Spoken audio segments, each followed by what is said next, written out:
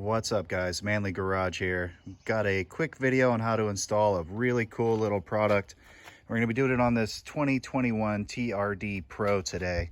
It's made by a company called Yoda LEDs, and it's a really fast way to install some LEDs on the front end of your Toyota as quickly as humanly possible. I've never seen a product that installs so simply. I've already got it roughly mocked up in the exact position that I'm looking to get it installed in. The first thing that you're going to need to do, and it is an incredibly simple process, is you got to pull this front pan from above the grill. The grill cover here, it occupies this space here, has these little push pins in them. And I'd seen some videos where some guys were talking about pulling them out and this, that, and the other thing. You actually don't need to pry on anything. You just take the push pin itself and push it straight down, and that loosens the pin and releases it, and you are able to slip it out really quickly. No prying necessary, comes out really simply. And then when you're ready to reinstall, you just push the pin back through the side that it was originally in. I can't really do it with one hand. Let me see here, I'll try a little bit harder. There we go. Yeah, you can do it with one hand.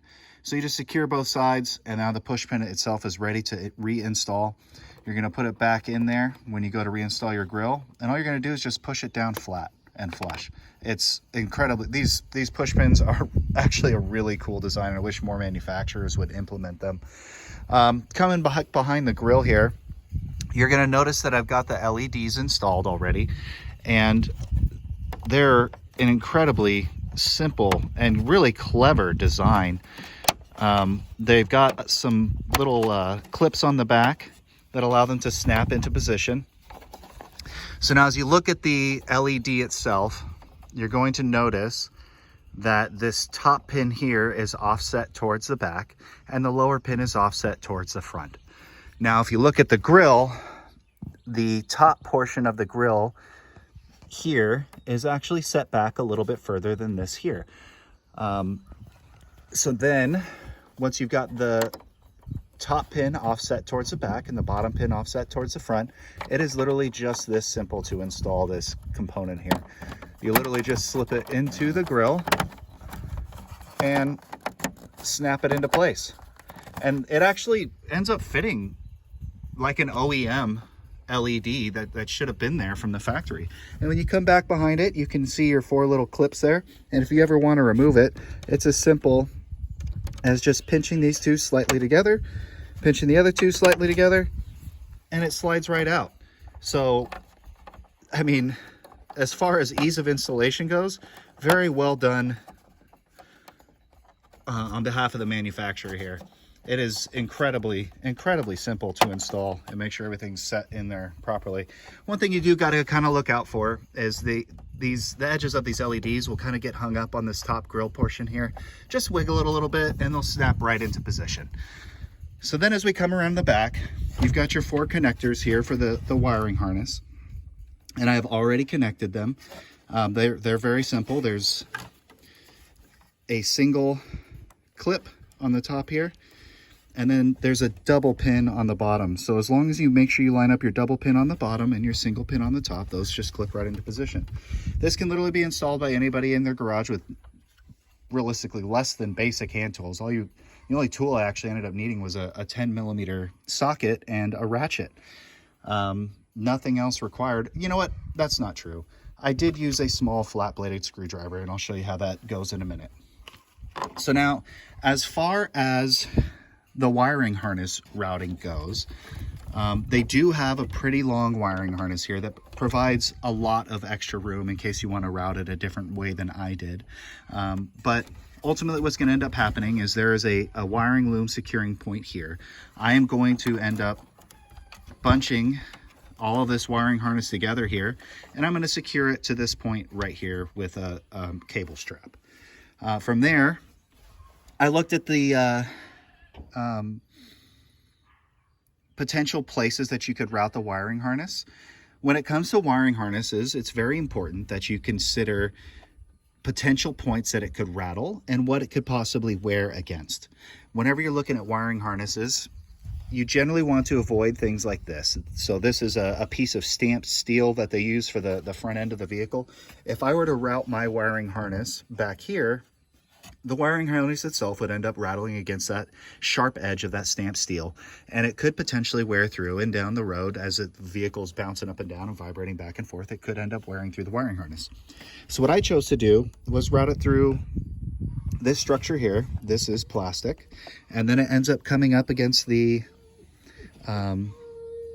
headlight housing, which is also plastic.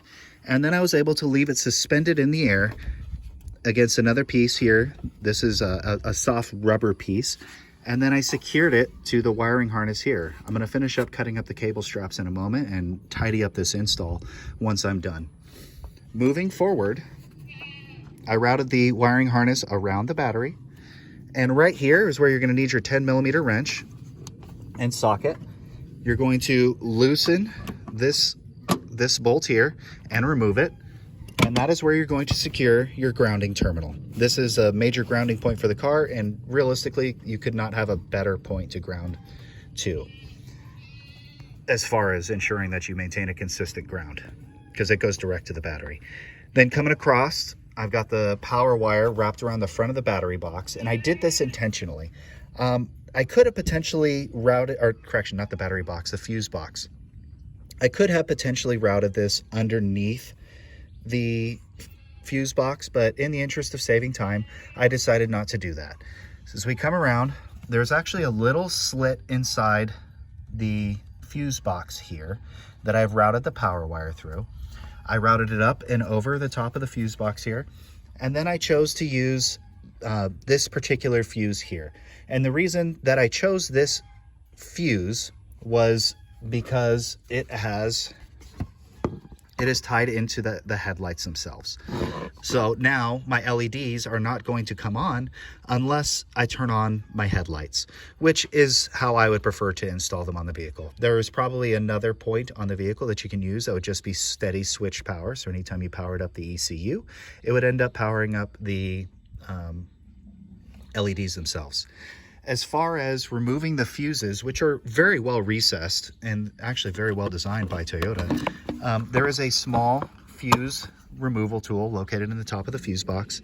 You just go ahead and you open the end by slightly pinching it, setting it down and around the fuse itself, making sure that you hold your fingers tight to close that little alligator mouth on the end of the fuse holder, and remove it like so. It comes out very simply.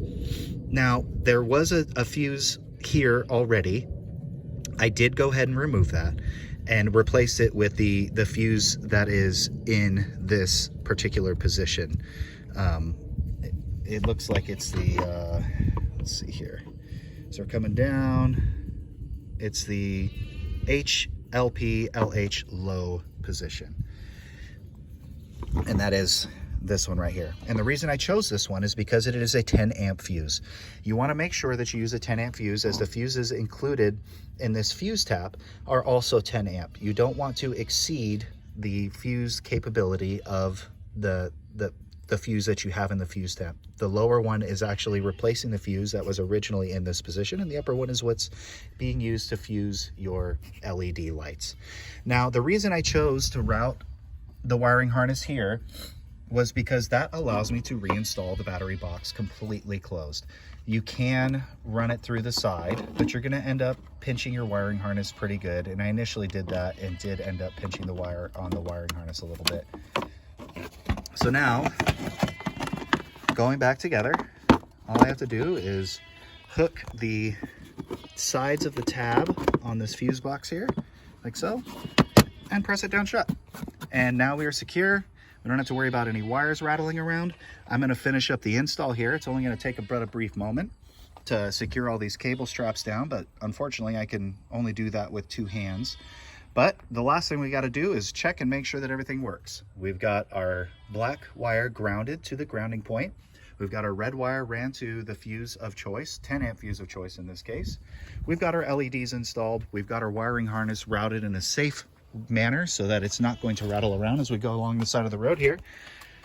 Gonna power up the lights, turn the headlight switch to on, come across to the front,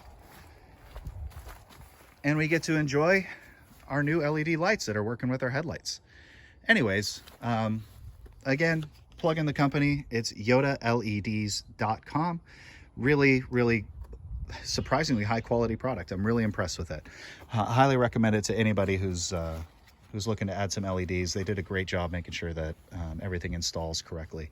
Only criticism is that if I were YodaLEDs.com, I would add in some cable ties to their product just to help secure things. I mean, most people have zip ties laying around, but some don't. And the requisite tools to install this product are relatively low. So, I mean, realistically, with some cable ties, this could be done with pretty much just a 10mm wrench and a screwdriver.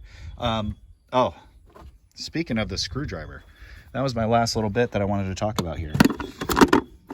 The reason I ended up using the screwdriver was to gently press the wiring harness down into position here. You don't want to push too hard. You don't want to force it, because then you could potentially end up damaging your wiring harness. If you've got something softer, like a soft plastic pick, that might be a better tool for installing these. But yeah, this whole thing, I'd say all said and done, I spent more time planning the routing of my wiring harness than I did the actual install of the product. So again, Yoda LEDs, great job. Thank you guys for the great product. I'm gonna wrap up this install and get everything put back together. Anyways, if you guys like this video, please hit that like button and please hit that subscribe, and leave a comment on any other potential products that you'd like to see installs on, and I'll make sure to upload those in the future. Have a great day.